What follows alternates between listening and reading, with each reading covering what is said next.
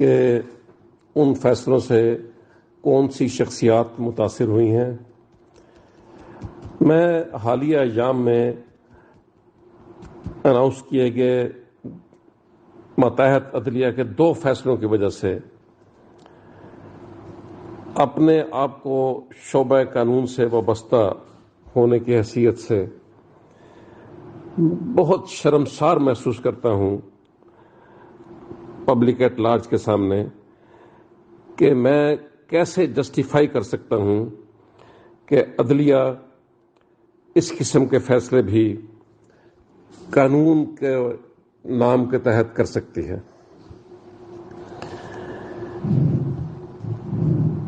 بظاہر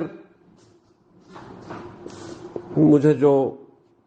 نظر آتی ہیں وجوہات ان فیصلوں کے پیچھے اس پس منظر میں، وہ یہ ہو سکتی ہیں کہ یا تو وہ حضرات جو جج کی کرسی پر بٹھا دیے گئے ہیں نالائق ہیں،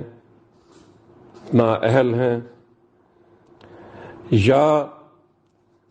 قانون کی ابجد سے بھی واقف نہیں ہیں، یا پھر وہ کسی دباؤ کا شکار ہیں. ان تینوں میں سے اگر کوئی بھی وجہ پائی جاتی ہے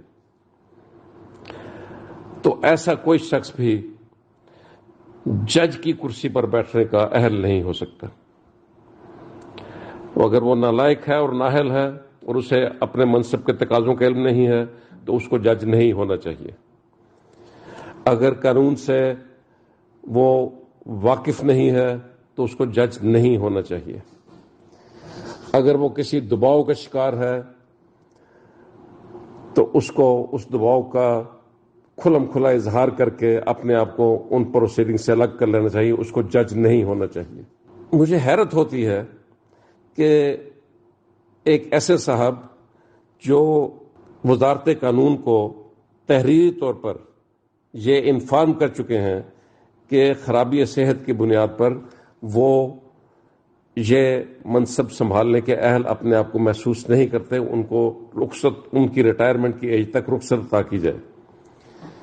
پھر انہی سے یہ تحریر حاصل کی جاتی ہے کہ نہیں، اب میں صحت مند ہو چکا ہوں، میرے ہیلتھ ایشوز ختم ہو چکے ہیں، وہ میری چھٹی کی درخواست جو ہے وہ مسترد کر دی جائے. اس کے بعد وہ پھر اپنا منصب سنبھالتے ہیں اور اگلے ہی روز یہ کلیم کرنے کے بعد کہ وہ ان کی صحت مکمل طور پر بحال ہو چکی ہے،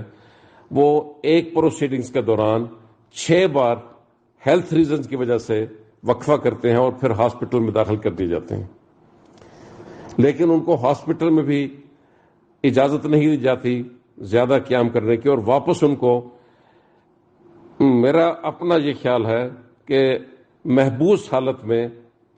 مجبور کیا جاتا ہے کہ آپ عدالت میں جا کے ان فیصلوں کو اناؤنس کریں جو ان کو مہیا کر دیے گئے ہیں. اس کو چیک کرنے کے لیے اس قسم کا کوئی سسٹم موجود نہیں ہے جس طرح آرٹیکل 209 کے تحت سپریم کورٹ اور ہائی کورٹ کے ججز کو پروسیڈ کرنے کا ایک باقاعدہ میکینزم موجود ہے.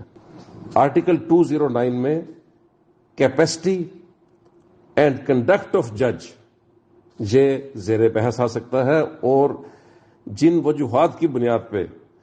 کسی سپریم کورٹ یا ہائی کورٹ کے جج کے خلاف پروسیڈ کیا جا سکتا ہے سپریم جوڈیشل کونسل کے ذریعے،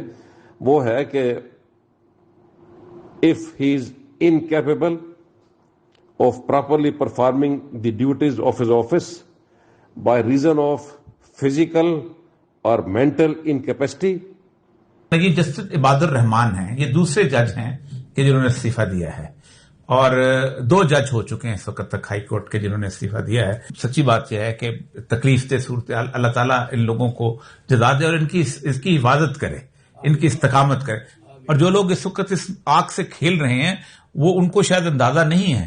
کہ اگر ایک عورت کا تماشا بنایا جا رہا ہے تو کسی کی GOR 1 میں یا